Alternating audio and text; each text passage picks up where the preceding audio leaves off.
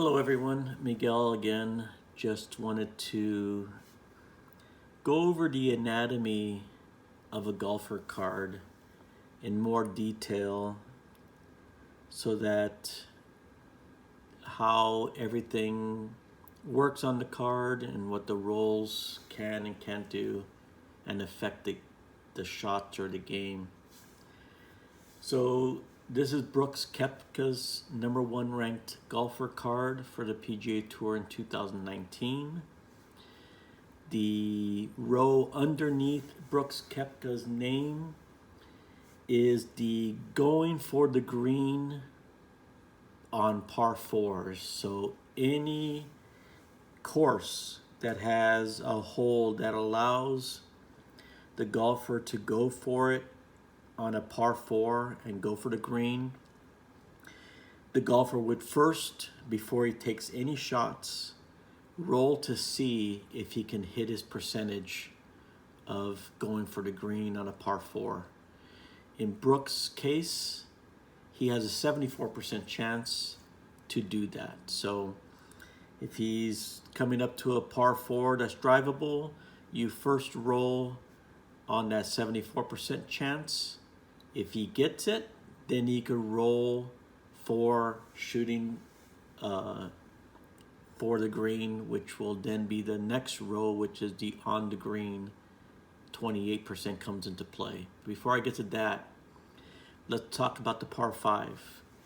On par fives that are reachable, there are some that are true 3-shot par fives. You cannot go for the green on the second shot on those holes, but most par fives allow the golfer to go for the green on their second shot. And how this works is they actually take their tee shot first. So unlike the par fours where you check first on whether the golfer goes for it or not, on a par five you always drive the ball first because it's a second shot that is being checked to see if the golfer goes for it.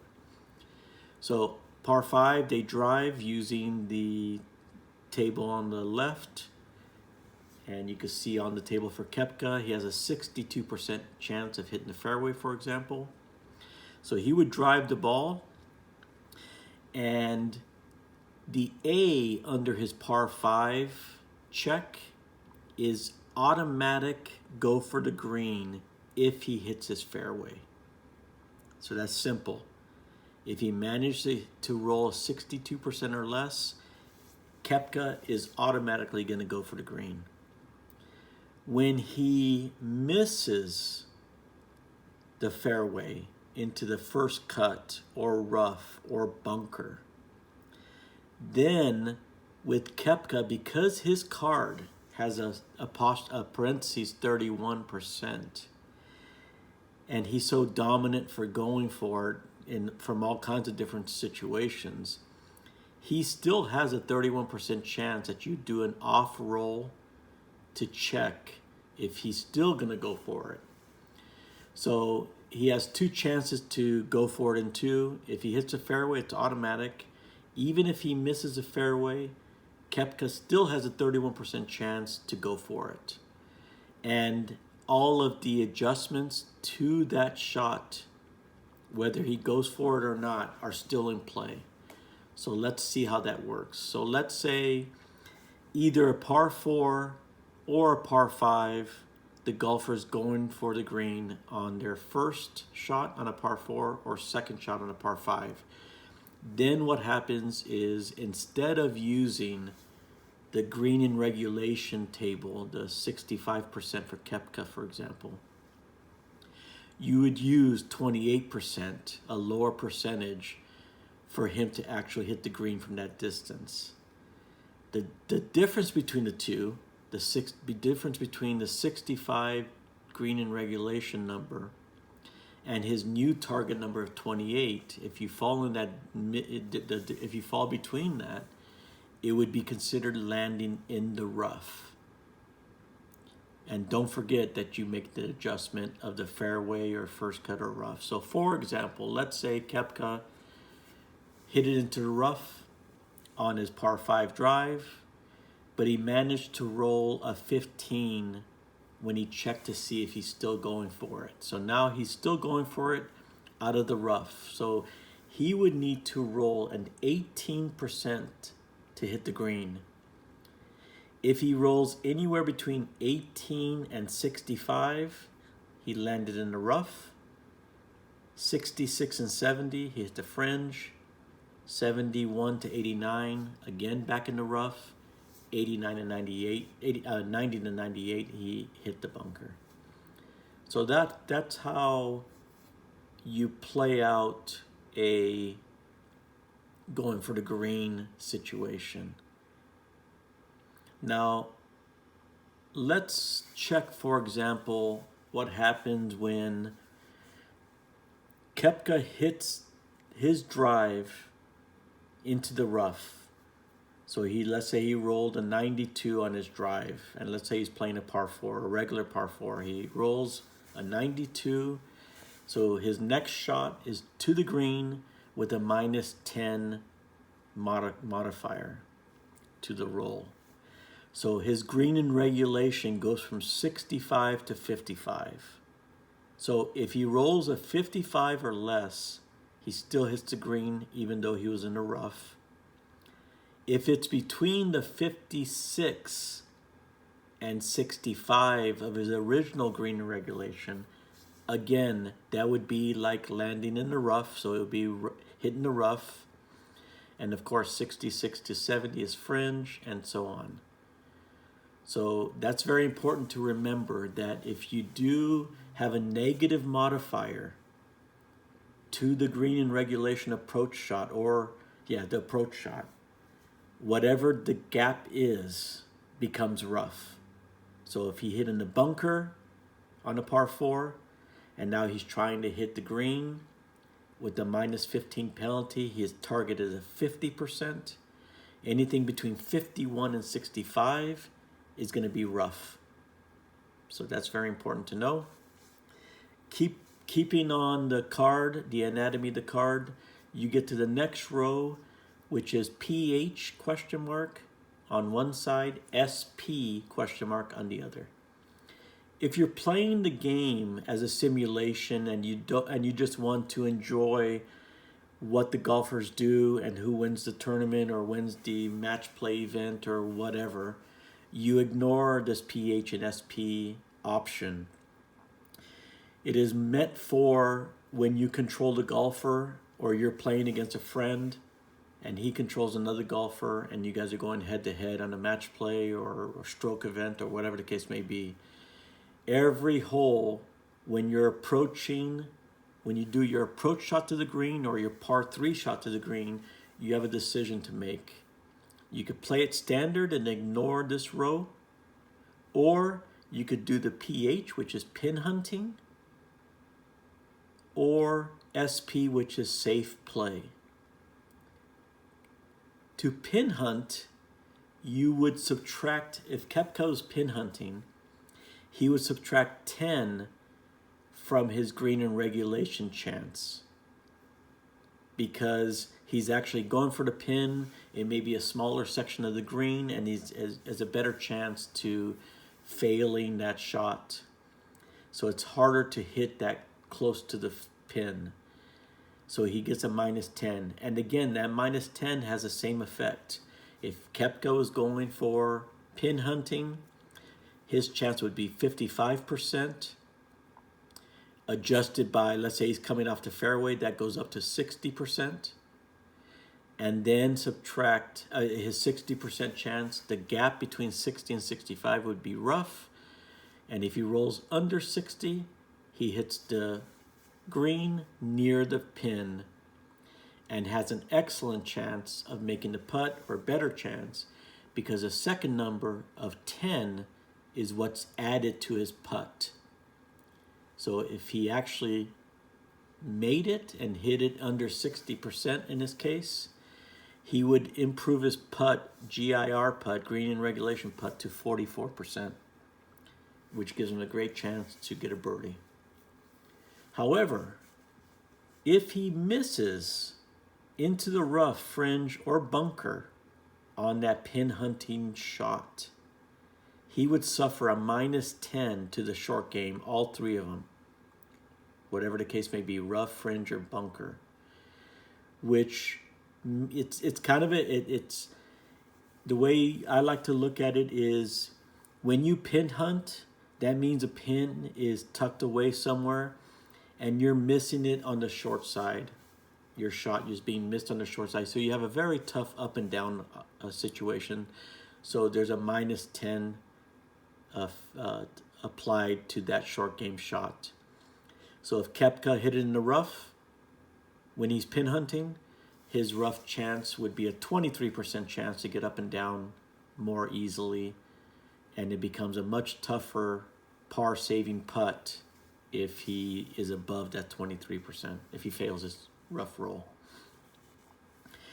If Koepka chooses to safe play on a hole, let's say it's the same par 4, but he decides to safe play, you add 10 to the GIR number, so it makes it much, much easier because he's shooting for the center of the green. So his target would be 75% plus the fairway of 5, which would be 80% chance of hitting the fat part of the green, but it'll leave him with a much longer putt. That's why the putt is then subtracted by 20. So Koepka could be playing safe. He hits the center of the green, and now his putt is only a 14% chance of sinking his birdie putt. However, the benefit of safe play is also that if you miss the green in regulation and you hit it into the fringe, rough, bunker, whatever it may be, you actually get a +10 to your short game because you have a lot of room to work with on your shot out of the rough, the bunker, or the fringe, and it's much easier to get up and down. So he would have a rough, if he hit it in the rough on a safe play option, he would have a 43% chance to get up and down more easily than not. So that's the option of pin hunting or safe play. Moving down to the drive fairway, we already touched on it a little bit, but I want to add more to it. So when you're driving the ball or you're hitting your second shot on a par 5 to another fairway, you're not going for the green, you use this table, and it's self-explanatory. You're under those percentages, and you hit that fairway, first cut, rough, or bunker, and then the next shot is modified by those numbers. So in a par 5, the first shot may be in the first cut, and if you're not going for the green, the second shot will have a -5 on the same table. So you would have Koepka would have a 57% chance of hitting the second fairway. And then if he misses the first cut on that one, then you would have a -5 to go for on the green shot, the approach shot. So that's how you play it. And then the table on the right is similar, but it's for when you have any shot other than going for the green shot on a par 4. Actually, that one plays too. So any shot when you're going for the green, whether it's going for the green on a par 4 or going for it in 2 on a par 5, any par 3 shot or any other approach, a third shot on a par 5 or a second shot on a par 4 would use this par 3 tee approach table. And self-explanatory, with the adjustments that you have to make on previous shots, or if you're pin hunting or safe play, you either are going to get a green in regulation or miss the green. If you miss the green in the fringe, you can see most golfers have a very high percentage to get up and down from the fringe. The rough would have a much lower percent chance to get up and down, and in the bunker, the various golfers have different numbers. Koepka happens to have 33% up and down chance from the rough and bunker. So before I get to the 99 penalty, I'll move on to the short game. The short game is self-explanatory. If you have missed the green in regulation, you need to hit that percentage to give you a chance for an up and down. If you do hit below the number, then you have a GimMe Putt. And you can see on Koepka's card the GimMe Putt is really, really high for most, if not all golfers have a very high GimMe Putt. So it's basically an up and down. Of course, you could still miss it because the hole may have a modifier that subtracts from that 97 and make it a tough hole. But for the most part, if you can manage to get underneath those numbers, you're almost guaranteeing an up and down. You still have a chance to up and down if you miss that roll, because if you miss that roll, you're going to roll on the short game putting. So Koepka's 39%. So even if Koepka misses his rough or fails to hit a good rough shot or fails to hit a good fringe or a good bunker, he still has a chance to putt it and salvage his par. And I forgot to mention the greens in regulation putting. Anytime you hit it in a green in regulation or on the green when you're going for the green on a par 4 or on the green when you're going for your second shot on a par 5, anytime you hit the green from a long shot on the green in regulation approach table, you roll that putt number of 34% for Koepka, for example. All putting is modified by the hole difficulty. The first putt of every golfer on every hole has to be modified by the hole difficulty. The only time you don't do that if you hole out. If you hole out, then you're not putting, so you never use the hole difficulty for that particular hole.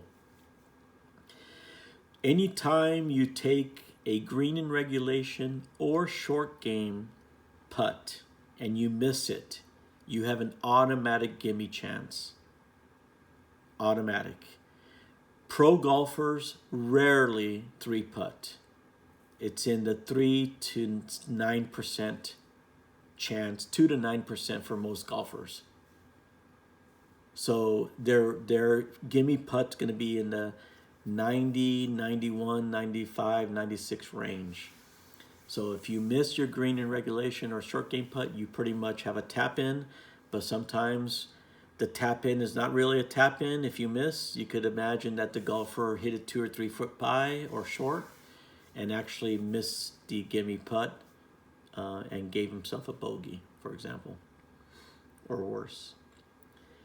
So that's the anatomy of the card so far. There's 2 more things that I would like to talk about. And that is, if you roll a 0-0, that is considered an exceptional shot. And there's a table in the rule book that goes over what to do when you hit an exceptional shot on the various shots. What to do when you hit it on the drive fairway table, what to do when you hit it on the par 3 tee approach, or what to do when you're putting, or what to do in your short game shot. That's all on the table. You just have to refer to it. You may have to roll another roll, but the table will let you know what you need to do. If you hit a 99, if you roll a 99 and get a penalty on one of your shots or putts, it applies to every shot that you take. Any shot you take, if you roll a 99, it's considered a penalty/hazard situation. You will look up the penalty table, and in some cases you actually take a penalty. In some cases you just flub the shot out of the bunker, for example, or out of the rough, or hit a very poor shot and you have maybe a very poor putt and you have a similar length coming back. So anytime you roll a 99, you can go to the table in the rule book to see what type of shot and what you need to do. So that is the anatomy of a golfer card. If you have any questions, just leave it in the comments. I appreciate you. Thank you.